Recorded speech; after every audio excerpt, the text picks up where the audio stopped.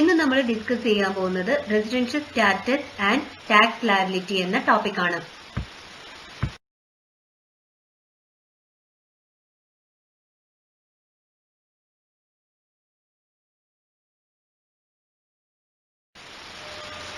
ഇന്ത്യയിൽ പേഴ്സന്റെ tax liability determine ചെയ്യുന്നത് residential സ്റ്റാറ്റസിന്റെ ബേസിലാണ്. റെസിഡൻഷ്യൽ സ്റ്റാറ്റസും സിറ്റിസൺഷിപ്പും രണ്ട് ഡിഫറെന്റ് ടേംസ് ആണ്. ഇന്ത്യൻ സിറ്റിസൺ ആയിട്ടുള്ള പേഴ്സൺ ചിലപ്പോൾ പ്രീവിയസ് ഇയറിൽ നോൺ റെസിഡന്റ് ആവാനും അതുപോലെ ഒരു ഫോറിൻ സിറ്റിസൺ പ്രീവിയസ് ഇയറിൽ ഇന്ത്യൻ റെസിഡന്റ് ആവാനും ചാൻസ് ഉണ്ട്. ഇത് ഡിറ്റർമൈൻ ചെയ്യുന്നത് സർട്ടൻ റൂൾസിന്റെ ബേസിലാണ്. അതുപോലെ residential status of different types of person is determined differently.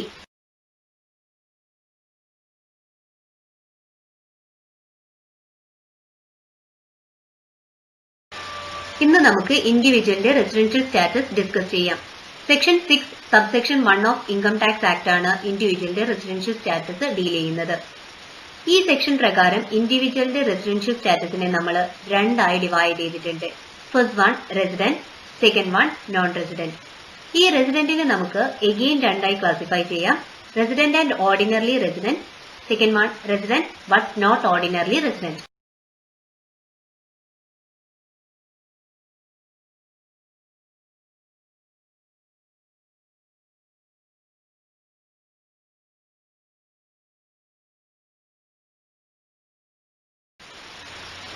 ഇൻഡിവിജ്വലിന്റെ residential status determine ചെയ്യുന്നത് ബേസിക് കണ്ടീഷൻസിന്റെയും അഡീഷണൽ കണ്ടീഷൻസിന്റെയും ബേസിസിലാണ്.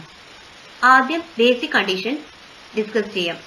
First one, stay in India in the previous year 182 days or more. Second one, he has been in India for at least 365 days during the 4 years preceding the previous year and in India at least 60 days during the previous year. ആദ്യത്തെ basic condition പറയുന്നത് ഒരു വ്യക്തി previous ഇയറിൽ 182 ദിവസമോ അതിൽ കൂടുതലോ ഇന്ത്യയിൽ വേണം. രണ്ടാമത്തെ കണ്ടീഷൻ പറയുന്നത് ഒരു വ്യക്തി ഇന്ത്യയിൽ 60 ദിവസവും പ്രീവിയസ് ഇയറിലും പ്രീവിയസ് ഇയറിന്റെ മുൻപിലുള്ള 4 വർഷത്തിൽ 365 ദിവസവും ഇന്ത്യയിൽ വേണം.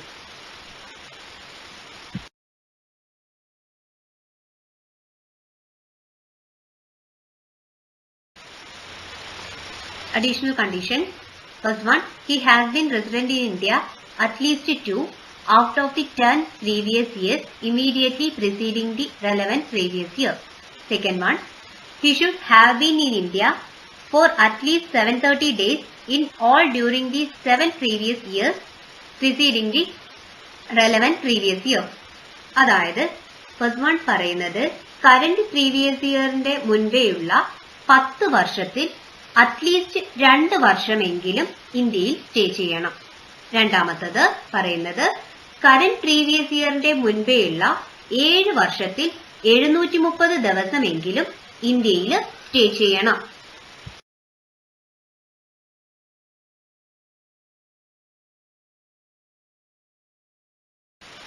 നമ്മുടെ സെക്കൻഡ് ബേസിക് കണ്ടീഷന് ഒരു എക്സംഷൻ ആണ് ഞാൻ ഇനി പറയാൻ പോകുന്നത്. സെക്കൻഡ് ബേസിക് കണ്ടീഷൻ പറയുന്നത് he has been in India for at least 365 days during the 4 years preceding the previous year and in India for at least 60 days during the previous year. ആ റൂളിൽ നമ്മൾ പറയുന്നുണ്ട് previous ഇയറിൽ ഒരു individual ഇന്ത്യയിൽ 60 ദിവസവും previous ഇയറിന്റെ മുൻപിലുള്ള 4 വർഷത്തിൽ 365 ദിവസവും ഇന്ത്യയിൽ വേണമെന്ന്. ആ 60 ദിവസം എന്നുള്ളത് ചില കേസുകളിൽ 182 days ആയി മാറുന്നുണ്ട്. അത് ഏതൊക്കെ കേസ് ആണെന്നുള്ളത് നോക്കാം.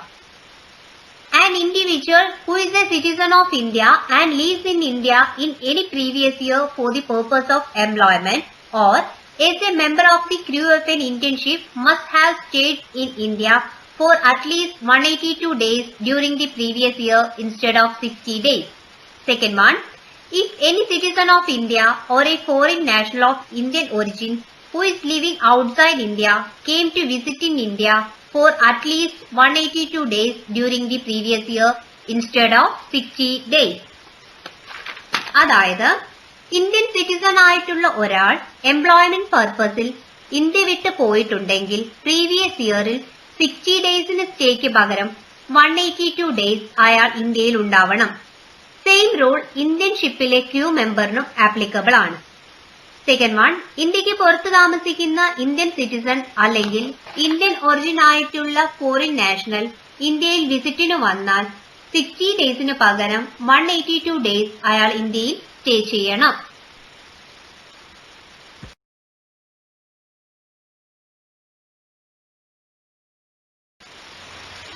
An individual is said to be resident in India if he satisfy any one of the basic condition. നേരത്തെ പറഞ്ഞിട്ടുള്ള രണ്ട് ബേസിക് കണ്ടീഷനിൽ ഏതെങ്കിലും ഒരു ബേസിക് കണ്ടീഷൻ ഒരു ഇൻഡിവിജ്വൽ സാറ്റിസ്ഫൈ ചെയ്യുകയാണെങ്കിൽ അയാളെ നമുക്ക് റെസിഡന്റ് എന്ന് പറയാം.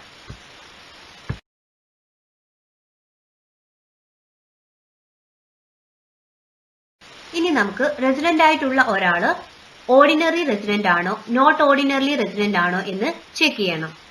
An individual is said to be resident and ordinarily resident if he satisfy any one of the basic condition and both the additional condition. ഒരു ഇൻഡിവിജ്വൽ ബേസിക് കണ്ടീഷന്റെ കൂടെ രണ്ട് additional കണ്ടീഷൻസും satisfy ചെയ്യുകയാണെങ്കിൽ അയാളെ നമുക്ക് ഓർഡിനർലി റെസിഡന്റ് എന്ന് വിളിക്കാം.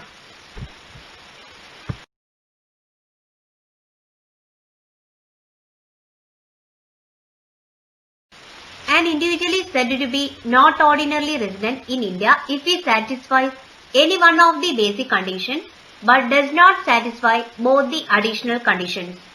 ഒരു ഇൻഡിവിജ്വൽ ബേസിക് കണ്ടീഷൻ സാറ്റിസ്ഫൈ ചെയ്യുന്നുണ്ട്, പക്ഷേ അഡീഷണൽ കണ്ടീഷൻസ് ഒന്നും തന്നെ സാറ്റിസ്ഫൈ ചെയ്യുന്നില്ല എങ്കിൽ നമുക്ക് അയാളെ resident but not ordinarily resident എന്ന് വിളിക്കാം.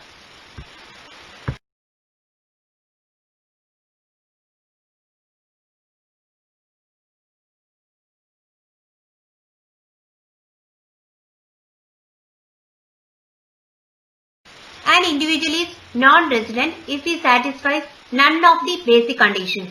രണ്ട് ബേസിക് കണ്ടീഷൻസും ഒരു ഇൻഡിവിജ്വൽ സാറ്റിസ്ഫൈ ചെയ്യുന്നില്ല എങ്കിൽ അയാൾ നോൺ റെസിഡന്റ് ആയിരിക്കും.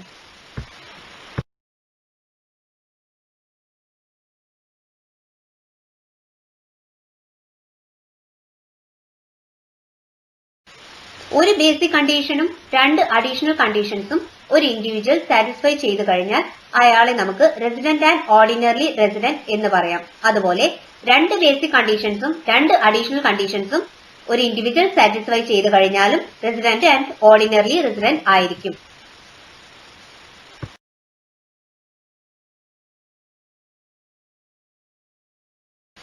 താഴെ പറയുന്ന റൂൾസിൽ ഏതെങ്കിലും ഒന്നാണ് വരുന്നത് എങ്കിൽ ഒരു ഇൻഡിവിജ്വലിനെ നമുക്ക് resident but not ordinary resident ആയി കൺസിഡർ ചെയ്യാം. First one basic condition, 0 additional condition. Second one basic condition, 1 additional condition. Third 2 basic condition, 0 additional condition.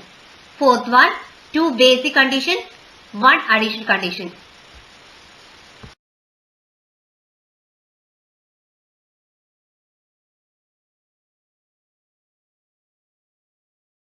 താഴെ പറയുന്ന റൂൾസിൽ ഏതെങ്കിലും ഒന്നാണ് വരുന്നത് എങ്കിൽ ഒരു ഇൻഡിവിജ്വലിനെ നമുക്ക് നോൺ റെസിഡന്റ് ആയി കൺസിഡർ ചെയ്യാം. First 0 basic condition, 0 additional condition. Second 0 basic condition, 1 additional condition. Third 0 basic condition, 2 additional condition. ഓർത്തിരിക്കേണ്ട ഒരു കാര്യം, ബേസിക് കണ്ടീഷൻസ് ഒന്നും ഒരു ഇൻഡിവിജ്വൽ സാറ്റിസ്ഫൈ ചെയ്യുന്നില്ല എങ്കിൽ അയാൾ നോൺ റെസിഡന്റ് ആണ്. പിന്നീട് നമുക്ക് അഡീഷണൽ കണ്ടീഷൻസ് ചെക്ക് ചെയ്യേണ്ട ആവശ്യമില്ല. അല്ലാതെ തന്നെ നമുക്ക് മനസ്സിലാവും അയാൾ നോൺ റെസിഡന്റ് ആണ് എന്നുള്ളത്. ഞാൻ ഇവിടെ ഗ്രാഫിക്സ് ആയി ഒന്ന് അഡീഷണൽ കണ്ടീഷൻ കാണിച്ചെന്ന് മാത്രമേ ഉള്ളൂ.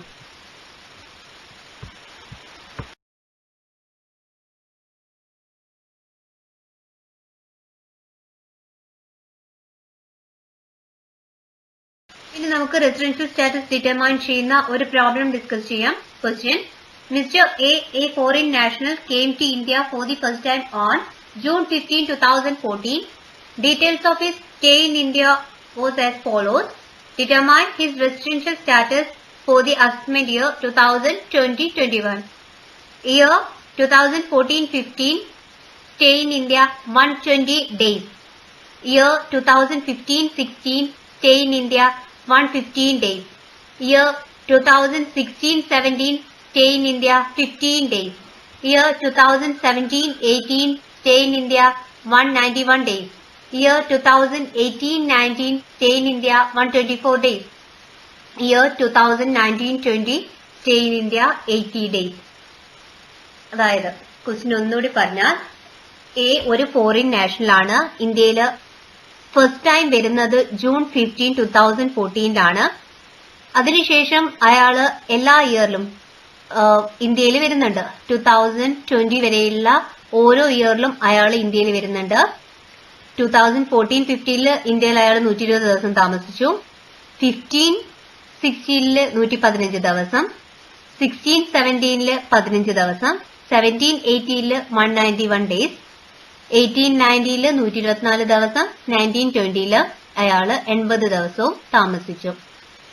നമ്മള് അയാളുടെ റെസിഡൻഷ്യൽ സ്റ്റാറ്റസ് 2020-21 അസസ്മെന്റ് ഇയറിലത് ഡിറ്റർമൈൻ ചെയ്യണം. ഇത് ഡിറ്റർമൈൻ ചെയ്യാൻ ഇപ്പൊ നമുക്കറിയാം 2 ബേസിക് കണ്ടീഷൻസും 2 അഡീഷണൽ കണ്ടീഷൻസും ആണുള്ളത്. അതിന്റെ ബേസിലാണ് നമ്മൾ റെസിഡൻഷ്യൽ സ്റ്റാറ്റസ് ഡിറ്റർമൈൻ ചെയ്യേണ്ടത്. അതിന് നമുക്ക് ഫസ്റ്റ് ബേസിക് കണ്ടീഷൻ നോക്കാം. ഫസ്റ്റ് ബേസിക് കണ്ടീഷൻ പറയുന്നത് he's in India 182 days or more during the previous year. Previous ഇയറിൽ 182 ദിവസമോ അതിൽ കൂടുതലോ ഇന്ത്യയിൽ വേണം. ഇവിടെ നമുക്കറിയാം നമ്മുടെ പ്രീവിയസ് ഇയർ 2019-20 ആണ് വരുന്നത്. പ്രീവിയസ് ഇയറിൽ ക്വസ്റ്റ്യനിൽ നോക്കുമ്പോൾ കാണാം അയാൾ ഇന്ത്യയിൽ ആകെ 80 ഡേയ്സ് മാത്രമേ ഉള്ളൂ. അതുകൊണ്ട് തന്നെ നമ്മുടെ ഫസ്റ്റ് ബേസിക് കണ്ടീഷൻ അയാൾ സാറ്റിസ്ഫൈ ചെയ്യുന്നില്ല. A does not satisfy first basic condition. ഇനി നമുക്ക് സെക്കൻഡ് ബേസിക് കണ്ടീഷൻ നോക്കാം. സെക്കൻഡ് ബേസിക് കണ്ടീഷൻ പറയുന്നത് he is in India 60 days during the previous year and 365 days out of 4 years preceding the relevant previous year. That means previous yearൽ 60 ദിവസവും previous ഇയറിന് മുൻപിലുള്ള 4 വർഷങ്ങളിൽ 365 ദിവസവും ഇന്ത്യയിൽ വേണം. പ്രീവിയസ് ഇയറിൽ അയാള് 2019-20 80 ഡേയ്സ് വരുന്നുണ്ട്. അപ്പൊ അയാള് പ്രീവിയസ് ഇയറിൽ 60 ദിവസത്തിൽ കൂടുതലുണ്ട്. സോ സെക്കൻഡ് ബേസിക് കണ്ടീഷന്റെ ഫസ്റ്റ് പാർട്ട് അയാൾ സാറ്റിസ്ഫൈ ചെയ്തു. ഇനി സെക്കൻഡ് പാർട്ട് പറയുന്നത് പ്രീവിയസ് ഇയറിന്റെ മുൻപിലുള്ള 4 വർഷങ്ങളിൽ 365 ദിവസം അല്ലെങ്കിൽ അതിൽ കൂടുതൽ അയാള് ഇന്ത്യയിൽ വേണം. പ്രീവിയസ് ഇയറിന് മുൻപിലുള്ള 4 വർഷം എന്ന് പറയുന്ന സമയത്ത് 2018-19, 2017-18, 2016-17, 2015-16 ഇത് 4 പ്രീവിയസ് ഇയറിന്റെ മുൻപിലുള്ള 4 വർഷങ്ങൾ വരുന്നത്. ഇതിൽ ഓരോ വർഷവും 115, 15, 191, 124 ഇത്രയും ദിവസമാണ് അയാൾ ഇന്ത്യയിൽ സ്റ്റേ ചെയ്തിട്ടുള്ളത്. ഇതിന്റെ ടോട്ടൽ എടുത്ത് നോക്കിയാൽ അയാൾ ഇന്ത്യയിലാകെ 445 ദിവസമാണ് പ്രീവിയസ് ഇയറിന്റെ മുൻപിലുള്ള 4 വർഷത്തിൽ താമസിച്ചിരിക്കുന്നത്. അപ്പൊ നമ്മുടെ കണ്ടീഷനിൽ സെക്കൻഡ് പാർട്ട് പറയുന്നത് പ്രീവിയസ് ഇയറിന്റെ മുൻപിലുള്ള 4 വർഷങ്ങളിൽ അയാൾ 365 ദിവസം ഇന്ത്യയിൽ താമസിക്കണം. അറ്റ്ലീസ്റ്റ് 365 ദിവസം ഇന്ത്യയിൽ താമസിക്കണം. ഇവിടെ അയാൾ 365ലും കൂടുതൽ താമസിച്ചിട്ടുണ്ട്. അപ്പൊ നമ്മുടെ സെക്കൻഡ് ബേസിക് കണ്ടീഷൻ അയാൾ സാറ്റിസ്ഫൈ ചെയ്യുന്നുണ്ട്. അപ്പോ ഒരു ബേസിക് കണ്ടീഷൻ ആണ് അയാൾ സാറ്റിസ്ഫൈ ചെയ്തിട്ടുള്ളത്. ഫസ്റ്റ് വൺ സാറ്റിസ്ഫൈ ചെയ്തിട്ടില്ല, സെക്കൻഡ് വൺ സാറ്റിസ്ഫൈ ചെയ്തു. സെക്കൻഡ് വൺ സാറ്റിസ്ഫൈ ചെയ്ത് കഴിഞ്ഞാൽ തന്നെ നമുക്ക് അയാളെ റെസിഡന്റ് ആണെന്ന് പറയാം. ഇനി അയാള് ഓർഡിനറി റെസിഡന്റ് ആണോ എന്ന് നമുക്ക് ചെക്ക് ചെയ്യാം.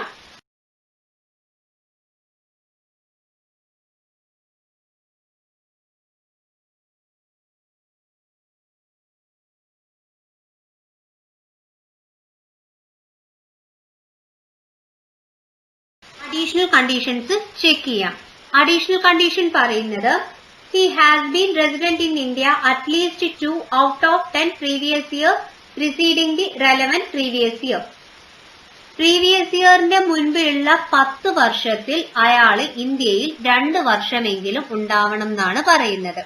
2 വർഷം എന്ന് പറയുന്ന സമയത്ത് 730 ദിവസം എന്നാണ് ഇവിടെ മീൻ ചെയ്യുന്നത്. പ്രീവിയസ് ഇയറിന്റെ മുൻപിലുള്ള 10 വർഷങ്ങളിൽ അയാള് 730 ദിവസമെങ്കിലും ഇന്ത്യയിൽ ഉണ്ടാവണം.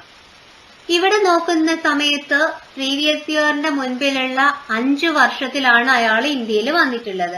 അതിന്റെ എല്ലാം തന്നെ ഗ്രാൻഡ് ടോട്ടൽ എടുത്തു കഴിഞ്ഞിട്ടുണ്ടെങ്കിൽ അയാൾ ആകെ 565 ദിവസം മാത്രമേ ഇന്ത്യയിലുള്ളൂ. 2018, 19, 17, 18, 16, 17, 15, 16, 14, 15. ഇത് ഈ 4 വർഷത്തിന്റെയും അയാളുടെ സ്റ്റേ നോക്കിക്കഴിഞ്ഞാൽ 124, 191, 15, 115, 120 ഇതാണ് വരുന്നത്. ഇതിന്റെ എല്ലാം കൂടി ടോട്ടൽ എന്ന് പറയുന്നത് 565 ഡേയ്സ് ആണ്. 730 ദിവസം വരുന്നില്ല. 730 ദിവസം വന്നാൽ മാത്രമേ ഉള്ളൂ 2 ഇയർ ആകുള്ളൂ. അതുകൊണ്ട് തന്നെ ഫസ്റ്റ് അഡീഷണൽ കണ്ടീഷൻ അയാൾ സാറ്റിസ്ഫൈ ചെയ്യുന്നില്ല. ഇനി നമുക്ക് സെക്കൻഡ് അഡീഷണൽ കണ്ടീഷൻ നോക്കാം. സെക്കൻഡ് അഡീഷണൽ കണ്ടീഷൻ പറയുന്നത് he has been in India for at least 730 days in all during the 7 previous year preceding the relevant previous year. Previous ഇയറിന്റെ മുൻപിലുള്ള 7 വർഷങ്ങളിൽ അയാൾ 730 ദിവസം വേണം. അയാളവിടെ ആകെ 5 വർഷം ഉണ്ടായിട്ടുള്ളൂ. ആ 5 വർഷത്തിന്റെ ടോട്ടല് തന്നെ അയാള് 565 ദിവസമാണ് വരുന്നത്. സോ ഫസ്റ്റ് ബേസിക് കണ്ടീഷനിലും അത്ര തന്നെ വരുന്നുള്ളൂ. സോ 730 ദിവസം വന്നിട്ടില്ല. അതുകൊണ്ട് തന്നെ അയാള് സെക്കൻഡ് അഡീഷണൽ കണ്ടീഷനും സാറ്റിസ്ഫൈ ചെയ്യുന്നില്ല. ഈ ക്വസ്റ്റ്യനില് അയാൾ ആകെ സാറ്റിസ്ഫൈ ചെയ്തിട്ടുള്ളത് ഒരു ബേസിക് കണ്ടീഷൻ മാത്രമേ ഉള്ളൂ. 2 അഡീഷണൽ കണ്ടീഷൻ സാറ്റിസ്ഫൈ ചെയ്തിട്ടില്ല. അങ്ങനെയാവുന്ന കേസിൽ വെറും ഒരു ബേസിക് കണ്ടീഷനും 0 അഡീഷണൽ കണ്ടീഷനും ആണെങ്കിൽ അയാളെ നമുക്ക് resident but not ordinary resident എന്ന് പറയാം.